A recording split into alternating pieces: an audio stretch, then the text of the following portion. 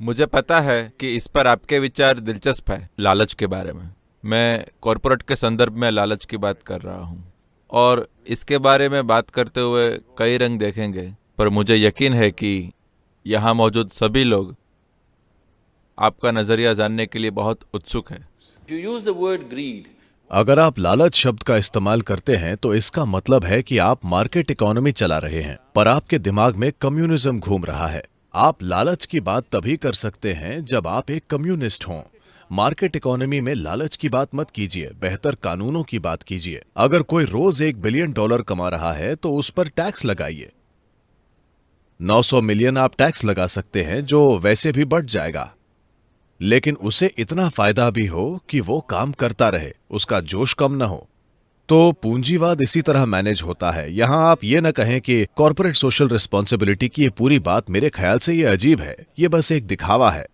उसके बजाय सरकार अगर प्रशासन के पास जरूरी समझ है तो आप सही किस्म की नीतियां ला सकते हैं जहां बिजनेस बेलगाम विकास कर सकते हैं, लेकिन इससे बाकी समाज को स्वाभाविक रूप से फायदा होगा। ऐसा आसान कानूनों से, टैक्स और दूसरे तरह के कानूनों से किया जा सकता है। बिजनेस के कानून ऐसा कर सकते हैं। सेवा की बात करने की जरूरत नहीं है, लालच की बात करने की जरूरत नहीं है। हर कोई गरिमा के साथ जी सकता है, क्योंकि अगर आप सेवा का फायदा लेते हैं तो आप अपनी गरिमा खो देंगे। अगर आप सेवा प्रदान करते हैं तो आप स्वर्ग जाते हैं। ये दोनों गलत हैं।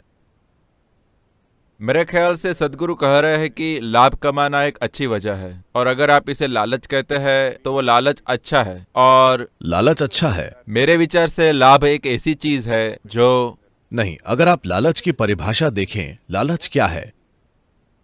देखिए, कोई इंसान जो अपने ऑफिस या अपने घर पैदल जा रहा है, उसके लिए साइकिल पर जाने वाला इंसान जो उसे साइकिल पर ले जाने से मना कर देता है, वो एक लालची आदमी है।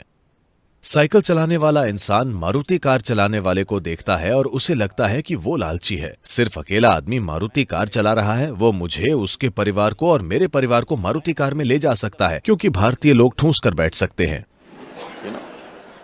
एक इंसान जो मारुति कार चला रहा है, जब एक मर्सिडीज या BMW पास से गुजरती है तो वो कहता है लालच का भद्दापन। एक इंसान जो BMW चला रहा है, वो एक ऐसे इंसान को देखता है जो बुगाटी चला रहा है और उसे लगता है कि वो लालच है। तो लालच क्या है, इसकी परिभाषा को कौन तय करेगा? मैं कह रहा हूं, जब आपने मार्केट इकोनॉमी को चुना है तो आपके जीवन में इस शब्द के लिए कोई जगह ही नहीं है। आप ये समझते हैं कि लालच ही प्रेरणा देने वाली ताकत है।